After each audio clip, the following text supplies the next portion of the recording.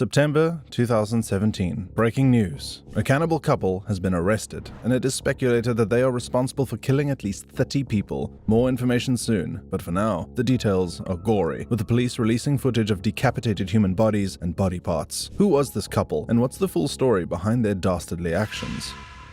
Normal beginnings and life crises. The best place to start is always the beginning. Dmitry Bakshiv was born on the 28th of January 1982 and had his early childhood at an orphanage in southern Russia. It was said that his birth parents were drunkards and could not afford to cater for him. So he stayed under the care of the orphanage for 3 years before a married couple adopted him. For over a decade, he seemed to be living a pretty normal life and was set to grow up a healthy young man. But like most stories of people who ventured into the dark side, something changed his life trajectory forever. His adoptive mother became terminally ill with cancer. After a long battle, she passed away, leaving Dmitry at the mercy of his adoptive father, who changed drastically and became violent after the death of his wife. Eventually, he was thrown out of the house and left to navigate life on his own. After several months of putting up at the houses of well-meaning individuals who would initially try to help him, but eventually get fed up and turn him away, he succumbed to homelessness. He decided that he would figure out his life on his own, and so his venture into the world of crime began, but was quickly cut short after he robbed a store. In a frantic attempt to escape, he robbed a car, but the robbery was promptly reported, and Dmitry was chased down, arrested, and given a 2-year prison sentence. This marked the beginning of another phase of his life, the one where he was both lonely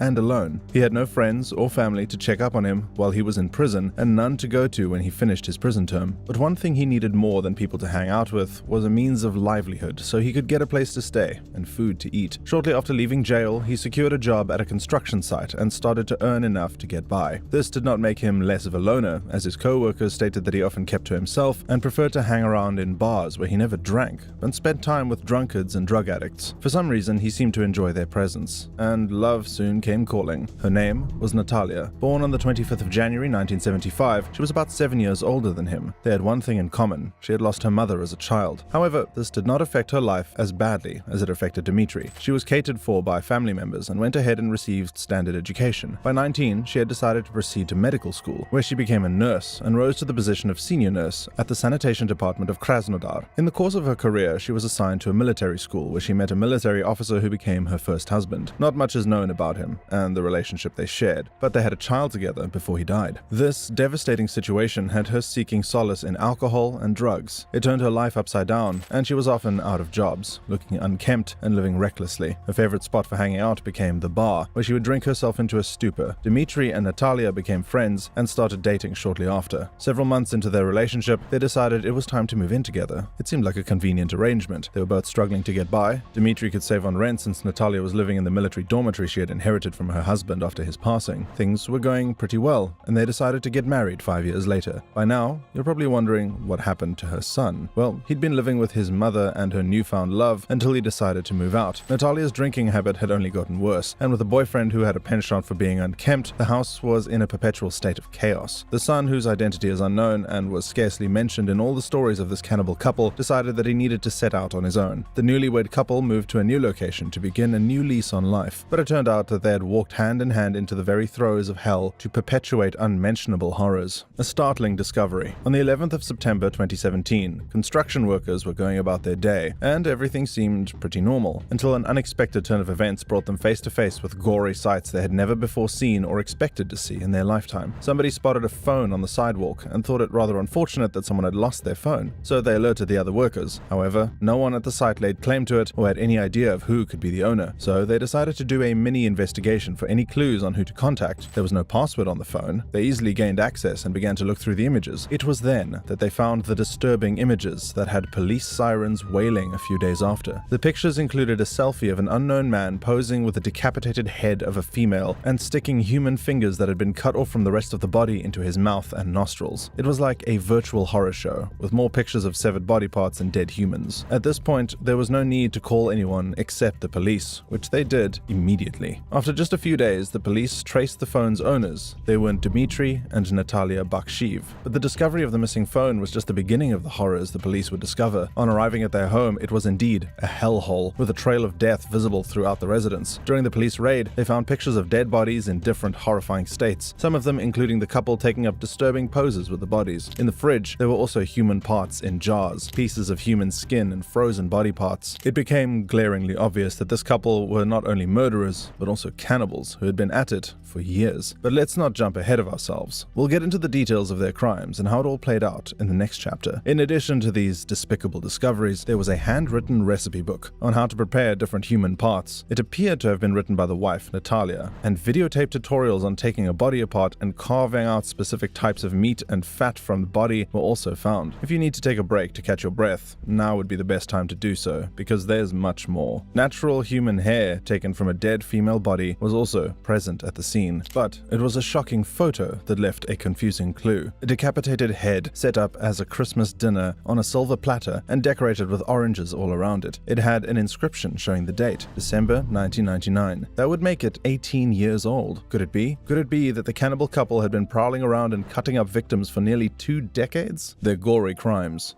Their strategy was to search out vulnerable people battling substance abuse and other forms of addiction via dating sites or other obscure places where they felt their crimes would go unnoticed. They would then lure them to a secluded place or their home with a promise of surplus alcohol and drug them with a tranquilizer called Corvalol, which would make it easy to attack and murder them. The evidence in their homes reflected such tremendous skill in dismembering and storing dead human bodies that it made one wonder where they had garnered such expertise. When Dmitri was arrested and interrogated, he maintained that he was innocent. This baffled the police, especially since there were pictures of him posing with the body parts. At first, he claimed that he had found them in a bush and decided to take pictures with them. The stories did not add up, and after more questioning, he eventually confessed to killing a 35-year-old woman, Elena Vashrusheva. She was a waitress at a bar and lived close to the couple, but it is unclear what relationship they shared and how deeply acquainted they were with one another. What is clear, however, is that the Bakshiv couple murdered and dismembered her, then went ahead to cook and eat her remains while also disposing of some other body parts in the surrounding bushes. During investigations, it was reported that the trio was hanging out in an abandoned block of flats and downing bottles of alcohol when an intense argument broke out. Natalia reportedly began to accuse Elena of trying to seduce her husband, and the two began to exchange words until Natalia asked her husband Dmitri to kill her supposed rival. He attacked her immediately, stabbing her violently and repeatedly until she died. The wife was said to have also participated in the killing, and they both began to take the body apart piece by piece. The cannibal duo then packed the pieces, with the husband placing them in his backpack as they headed for their apartment. During the raid on the house by the police, body parts believed to be Elena's were found in their freezer and even in a pan on the cooker. This is where it gets even more riveting. A report by a retired Air Force communications officer, Sergei Labintsev, who happened to be acquainted with the couple, suggests that the accusation of seduction was simply a ploy and their main intent was to murder. Labintsev mentioned that their arrest brought back a memory that made him tremble as he now came face to face with the fact that they could have killed and eaten him too. Less than 2 months before their arrest, they were at his home when Dmitri suddenly had a violent outburst and said he was jealous of the retired officer's relationship with his wife. Labintsev was confused as the accusation was baseless and out of place, but he had put his military training to good use when Dmitri swung at him with a stool and almost hit him from behind. After dodging the attack, Natalia jumped on him too, trying to cause him harm, but he managed to throw the two of them out of his house and called a taxi to take them away from the premises. He never saw them again until the news of their arrest and sinister crimes began to make the rounds. Sergei Labintsev escaped, but not many were as lucky. It is believed that aside from Elena, they had killed several dozen others. The building where Elena was killed was dubbed their killing crypt. It was an abandoned block of flats intended for military housing, but was never completed, and it was in this place that they carried out several murders. Several body parts had been found in the building, including a hand, earlier that year during the spring season, yet no one raised the alarm. You're probably already horrified, but the story gets even more twisted, and you need to hear this. Natalia and her husband lived in a hostel at a military academy in a southern Russian town called Krasnodar. Natalia baked and sold meat pies to people in the academy, including student pilots and other trainees. She even went ahead to supply some local eateries. It was quite unsettling, but after the arrest, it was rumored and suspected that she had been using human meat for her baked goods all along. Further investigation and interviewing of the people who lived and worked close to the couple revealed that the former nurse turned murderer and cannibal had also approached restaurant and cafe owners with the offer of supplying meat to them and even searching for for a job as a chef. She seemed to be looking for a viable market to sell human meat. None of the people she approached gave her jobs, recalling that she looked unkempt and vulgar. In retrospect, their fleeting encounters with the couple sent shivers down the spines of neighbors and other locals. Many people who knew them had always suspected there was something fishy about them. The husband was always looking shabbily dressed and smelly, while his wife was a chronic drunkard who frequently had fits of rage, but they never imagined that they were hiding such a dark secret. The signs were there. One shopkeeper recalled seeing blood dripping from Dimitri's backpack as he went out of the store after topping up his phone. Natalia confessed that she and her husband had committed these horrific crimes for several years and killed as many as 30 victims, yet this claim was never ascertained. However, it would seem that there is, in fact, some truth to it, because jars of pickled human flesh, cans of steamed human meat, and at least 19 slices of skin were found in the home. They seemed even to have pictures with all of their victims, as Natalia identified some of them using the photographs found in their homes. Several mobile phones belonging to different people suspected to be victims of their cannibalism were also found littered around the apartment. Fortunately, their nemesis caught up with them, and it was time to face the law. Facing the law. Dimitri and Natalia, who were 35 and 42 respectively at that time, were arrested and remanded in police custody. At the same time, investigations were being carried out into the evidence found and their shocking confessions. A psychologist was introduced to the interrogation process to get information from the couple. However, their claim of killing 30 men and women could not be confirmed by the police, who said that they only had enough evidence pointing to the death of 2 women. Questions were raised about the mental capabilities of Natalia, who had made most of the confessions, and after analysis by a psychiatrist, she was declared mentally healthy. Yet, she tried to twist the narrative for favor of herself, claiming that she was mentally ill and had previously checked herself into a mental institution after the death of her first husband. The records were searched out, and her claims turned out to be true. She had indeed visited several psychiatric hospitals, claiming that she had a mental anomaly and asking to be checked in. However, the records also show that she had been certifiably mentally fit at each of these clinics and discharged. In February of 2019, almost 2 years after they were initially arrested, Natalia was found guilty of incitement to commit murder and given a 10-year sentence in a penal colony and 18 months in jail. She sought an appeal for the sentence, but the judgment was upheld, and she is still serving a sentence to date. On the other hand, Dimitri was sentenced to 12 years and 2 months to be served in a maximum security prison. However, it appears that the weight of the law was too heavy for Dimitri, who succumbed to death in 2020, barely 1 year into his sentence. He was said to have developed type 1 diabetes in prison, which remained untreated, but based on the precedent laid out in the trial, some people believe that foul play might have been involved. His death has left a huge hole in the unresolved puzzle of what exactly happened. The number of victims who had their lives snuffed out by the cannibal couple and their identities. But Natalia remains in jail, serving her sentence, and perhaps in the years to come, more light will be shed on the surprisingly murky story. The crime is puzzling, but even more troubling is how it seemed to have been handled so shoddily. Surprisingly, the couple was not charged with any cannibal crimes. During investigations, despite all the different pictures of decapitated bodies and fragments of frozen body parts sent to laboratories for examination, Vadim Bugaenko, the head of the investigation department of the Russian Democratic Republic for the Krasnodar Krai, revealed that all the remains were of one person. At this time, the city was already agog with the news of the cannibal couple, and people with missing loved ones feared the worst, that the people they were searching for had been eaten by the sinister killers. Several rumors shrouded this case, but the committee set up to investigate the matter insisted that there was only one murder. There were claims that the military academy where they had lived did everything possible to avoid being dragged into the case, as it could affect the institution's reputation. Many are of the opinion that this should have been a reason to take up the case and handle it as thoroughly as possible. They also believe that their sentence was mild in comparison to their atrocious crimes. What do you think? Thank you for watching. Explore any of the 2 videos on the screen now to watch more riveting content, and click the subscribe button so you don't miss any new videos.